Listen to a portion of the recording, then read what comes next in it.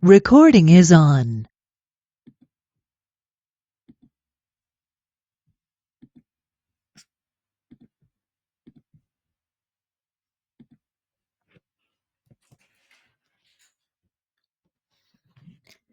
Baik, Assalamualaikum warahmatullahi wabarakatuh. Selamat malam kepada Ibu Ocha selaku dosen dari mata kuliah Estetika Humanisme. Perkenalkan, nama saya Berliana Liftia Ifada dari jurusan Sistem Informasi pada kelas 202.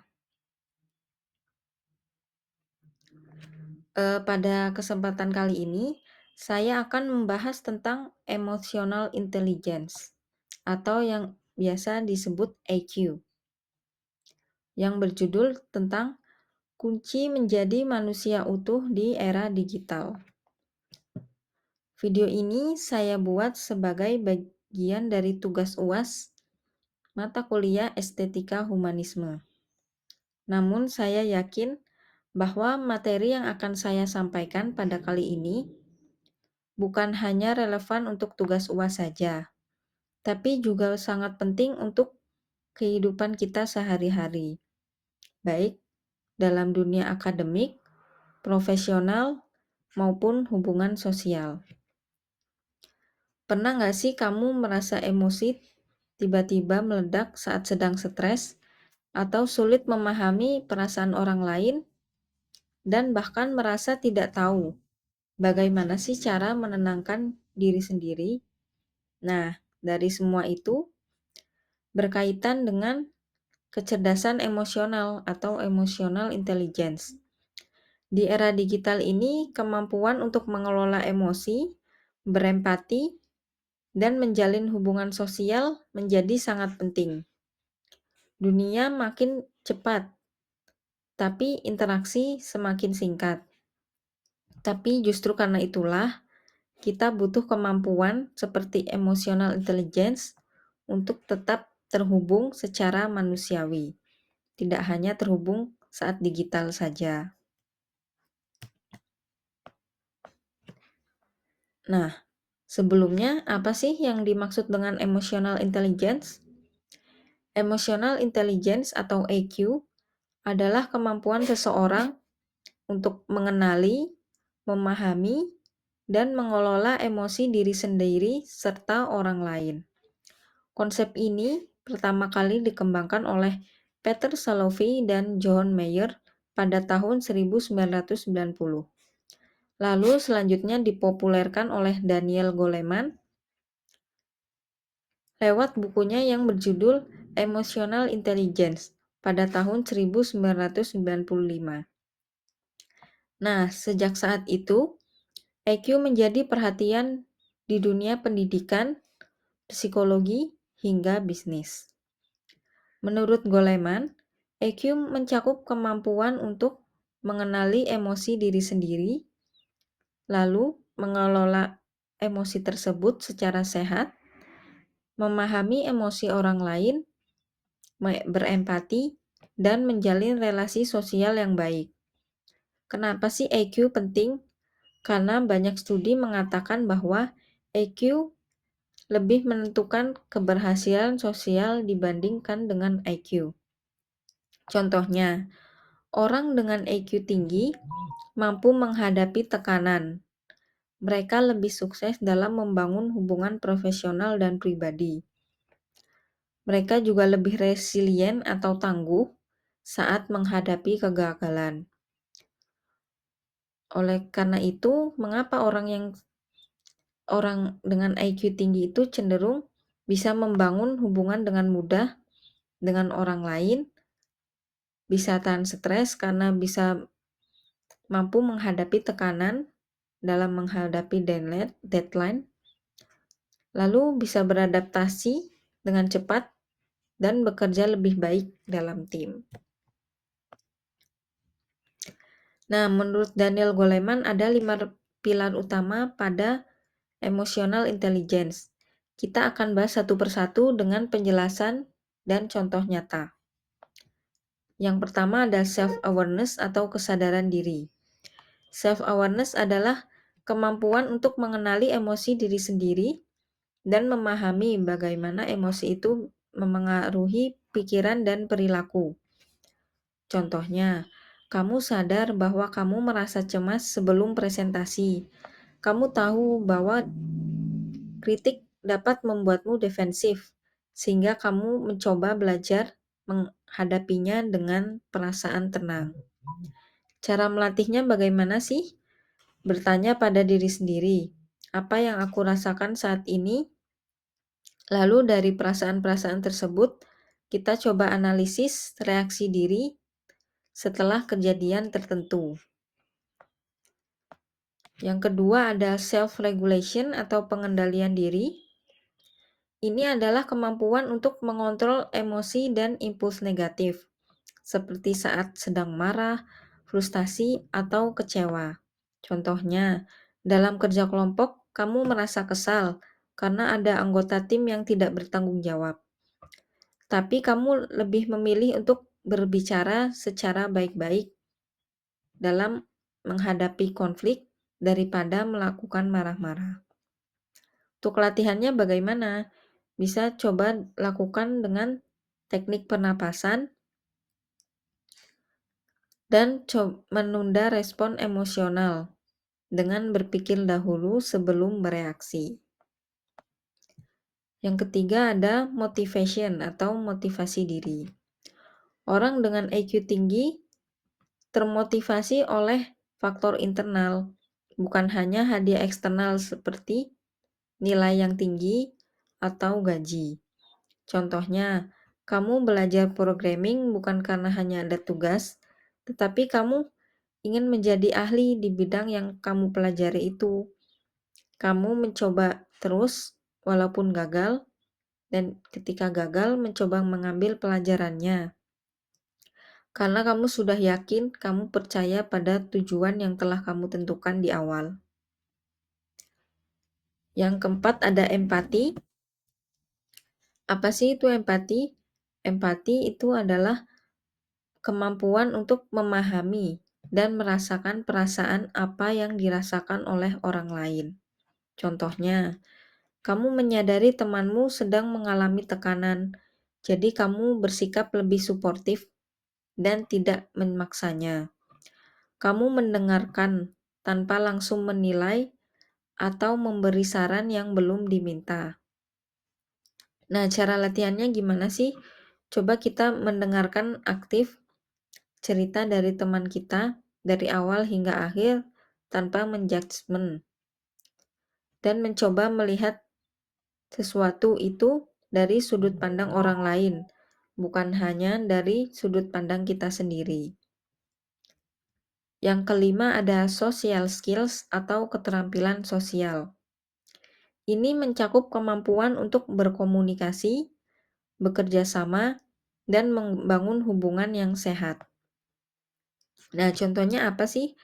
Kamu bisa menyampaikan kritik dengan bahasa yang baik tanpa perlu menyakiti perasaan seseorang itu.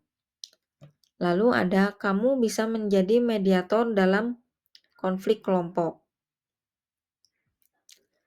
Keterampilan sosial membuat kita bisa bertahan di lingkungan kerja, membangun tim, dan menyelesaikan konflik tanpa ada kekerasan.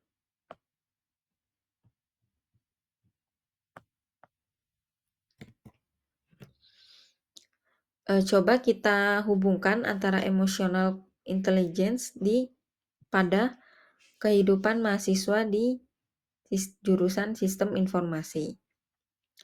Sebagai mahasiswa sistem informasi, kita tidak hanya belajar coding atau membuat database, tetapi kita juga dituntut untuk bekerja dalam tim proyek, seperti contohnya membuat aplikasi, berkolaborasi antara tim produk dan tim developer, lalu berkomunikasi dengan dosen dan klien-klien.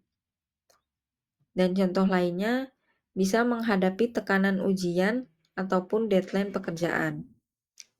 IQ sangat membantu dalam hal-hal seperti ketika kita mendapat kritik dari orang lain, tapi kita bisa menerima kritik tersebut tanpa sakit hati. Yang kedua, bekerja sama meski berbeda pendapat. Untuk pendapat-pendapatnya itu, contohnya kita bisa mengambil sudut pandang yang berbeda dan dapat dihasilkan insight-insight terbaru untuk bisa bekerja sama secara efektif dan efisien. Yang ketiga, kita bisa menyelesaikan konflik tim secara dewasa atau secara kepala dingin. Untuk studi kasusnya, bayangkan kamu sedang dalam tim proyek membuat aplikasi, tetapi salah satu temanmu tidak dapat menyelesaikan tugasnya. Apa yang kamu lakukan setelah tahu temanmu tidak menyelesaikan tugasnya secara baik? Kita bisa saja marah, tetapi dengan EQ atau emotional intelligence, kita bisa memilih untuk cara yang baik seperti mencoba diajak untuk berbicara empat mata, mencoba memahami masalahnya, dan mencari solusi secara bersama-sama. Sehingga konflik-konflik bisa diatasi secara baik-baik, tidak secara marah-marah.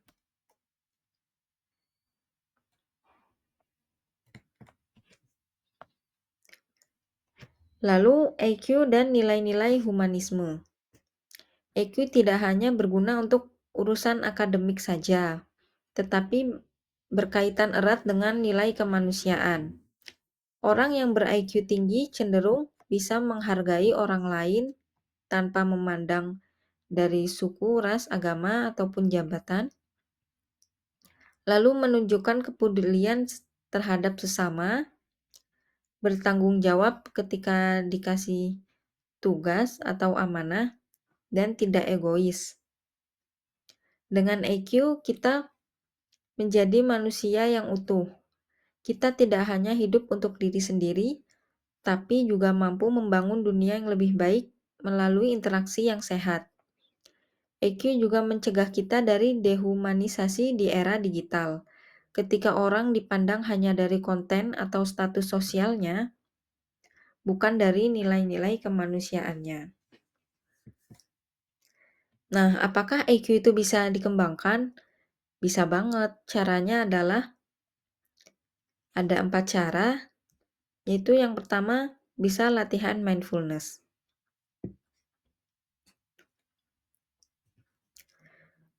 Sadar atas perasaan yang kamu alami tanpa menilai atau menjudge. Ketika kita sudah sadar tentang perasaan yang kita alami, coba kita latihan pernapasan ataupun meditasi. Lalu dari perasaan-perasaan yang kita alami tersebut, kita tuangkan kepada journaling atau jurnal emosi. Contohnya pada setiap malam ketika kita mau tidur, bisa kita tulis apa sih 3 perasaan yang kamu alami hari itu, dan coba kita gali apa penyebab dari masalah tersebut. Nah, ketika kita sudah menulisnya, kita coba merefleksikan konflik yang terjadi.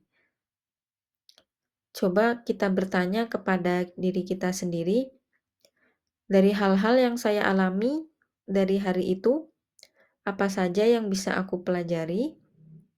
Nah, dari situ kita bisa mengevaluasi diri sehingga kita menjadi pribadi yang lebih baik di hari keesokannya.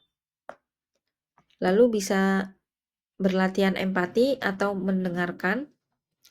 Ketika orang lain sedang mencoba curhat terhadap kita, kita coba memposisikan diri dan mendengarkan keluhannya hingga habis. Jangan dipotong di tengah jalan ataupun jangan langsung diberi solusi. Coba kita dengarkan dulu dari awal sampai akhir dan memahami apa yang telah dirasakannya. Lalu yang terakhir ada buka diri terhadap umpan balik. Coba kita tanyakan kepada orang lain apa saja kelebihan dan kekurangan kita, dan dari hal-hal tersebut kita bisa belajar dengan mengevaluasi diri. Seperti bagaimana caraku bereaksi saat marah. Lalu ketika orang lain telah menjelaskan bagaimana reaksi kita ketika sedang marah, kita coba mengevaluasi diri seperti melakukan teknik penapasan atau mencoba journaling. Nah, untuk penutupan, emotional intelligence bukanlah kemampuan bawaan dari lahir. Ini semua bisa dilatih, dikembangkan, dan ditumbuhkan setiap harinya. Di era digital yang cepat dan instan ini, kita butuh lebih dari sekedar IQ.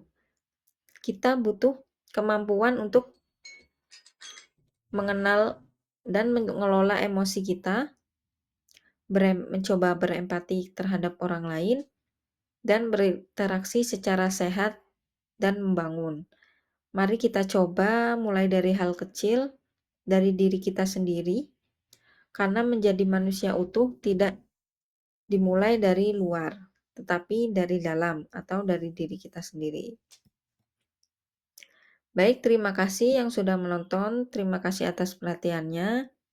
Semoga video saya tentang emotional intelligence dapat bermanfaat dan diaplikasikan ke kehidupan kita sehari-hari. Kurang lebih seperti itu. Mohon maaf apabila ada salah kata. Wassalamualaikum warahmatullahi wabarakatuh.